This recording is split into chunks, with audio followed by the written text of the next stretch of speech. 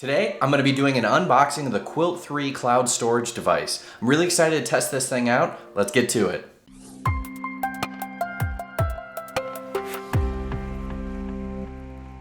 Hey everyone, this is Jeff from Everyday Tech Vids, where we take the mystery out of your cell phones, tablets, gadgets, gizmos, all the cool stuff you got running around, and we'll get you straightforward answers to your straightforward questions. And if you are new to the channel, please do consider subscribing. Alright, so today we are going to be doing an unboxing of the Kwilt 3 cloud storage device. I'm really excited to check this thing out. I'm not going to dive too far into the technical capabilities of it in this video. This is more of an unboxing.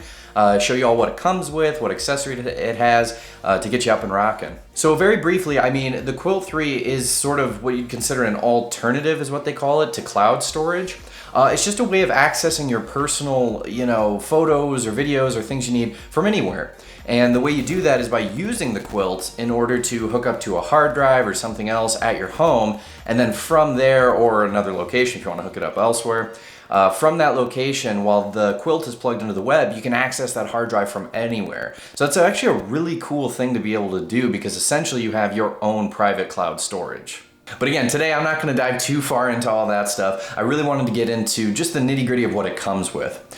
So first off, the Kwilt 3 itself, this is such a funny thing, but I really do like checking out the boxes that things come in. When companies take an extra minute just to make sure that the box itself is nice and presentable, well-made, all that sort of stuff, it just sort of catches my eye a little bit better than if they phone it in or do a really cheaply made box or something of that nature.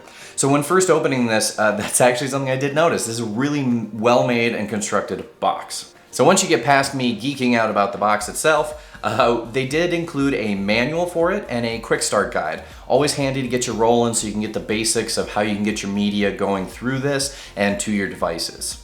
One other really cool thing is it did obviously come with a power source, but it had outlet sort of like plugs for pretty much every country. I mean, there was a lot of different options in there, which is really nice because it makes this thing super flexible depending on where it's going to be sent and where it's going to be used. So just a nice little thing to make sure that whatever country you're in, you'll be able to power this bad boy.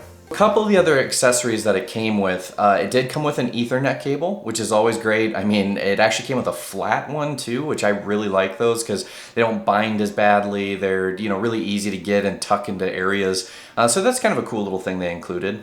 They also included an HDMI cable, just kind of a shorter one. But again, that's just another perk. Sometimes some companies leave this stuff out, and then you're looking for your own cables, like your own Ethernet cable, your own HDMI cable, to get the thing set up. And it's kind of like when you're a kid and you get a new toy and there's no batteries with it. It's nice when companies actually take the extra step to include everything you're going to need to get that thing running.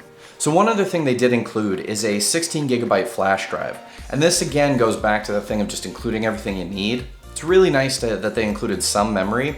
So if you do want to mess around with it or put some files on that 16 gig flash drive, you can do that and start testing out the cloud storage and the access you have to it and all that without having to track down anything else. So again, this plays into that really, I really love it when companies do this, when they make sure to include everything you're going to need to get going in the box. And obviously you can expand from there.